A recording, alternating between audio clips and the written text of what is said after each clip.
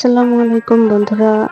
এই জামাটি যদি খুব সহজে সেলাই করতে চান তাহলে অবশ্যই আমার ভিডিওটি মনোযোগ সহকারে দেখবেন।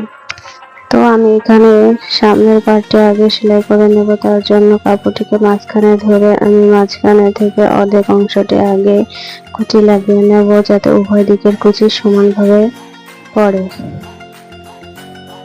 কুচিগুলো খুব আস্তে আস্তে দিতে হবে এবং ঘন ঘন কুচি দিতে হবে, তাহলে জামাটি দেখতে খুব সুন্দর লাগবে।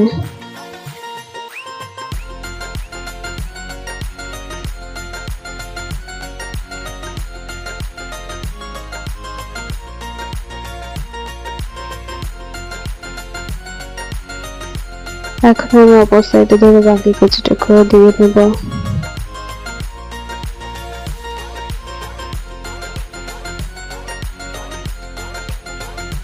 এই যে দেখুন, আমার সামনের পাটের কুচিটি খুব সুন্দরভাবে লাগানো হয়ে গেছে। এখন আমি পিছনের পাটের কুচিটাও লাগিয়ে নেব।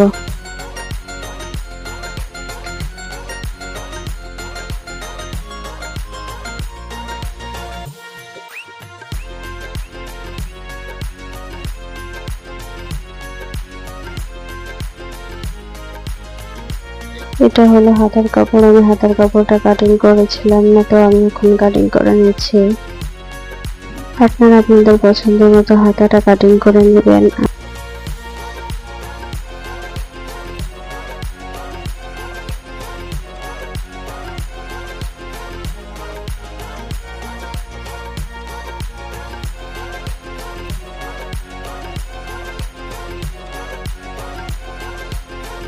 এটা হচ্ছে হাতার নিচের অংশটা আমি সেলাই করে নিচ্ছি।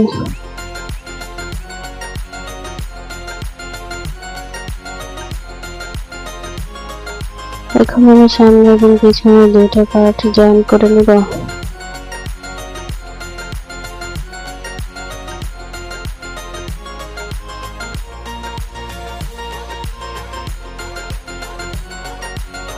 হাতার কাপড়টাকে ঠিক মাঝ বরাবর রেখে আস্তে আস্তে করে হাতার কাপড়ে কুচি দিয়ে দিতে হবে।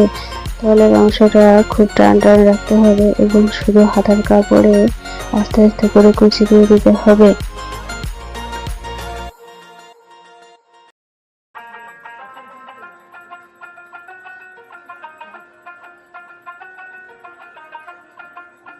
একইভাবে আমি দুইটা হাতে খুব সুন্দরভাবে জয়েন করে নেব।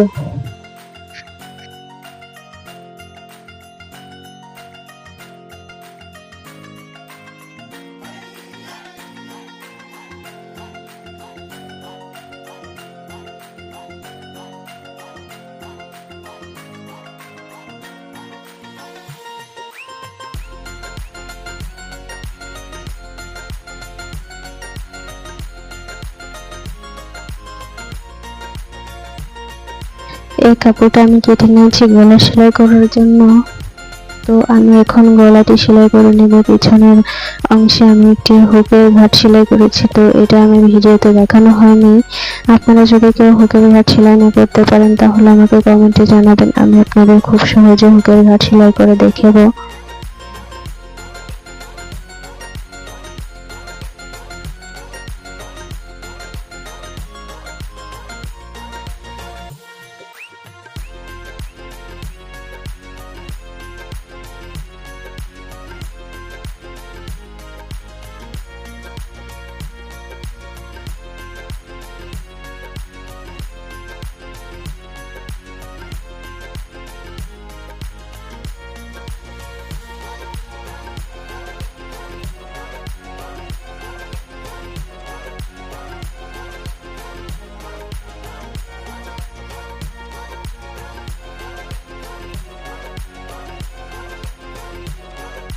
এই যে গলা সেলাই করা হয়ে গিয়েছে, এখন আমি সুন্দর একটি লেজ লাগিয়ে নেব।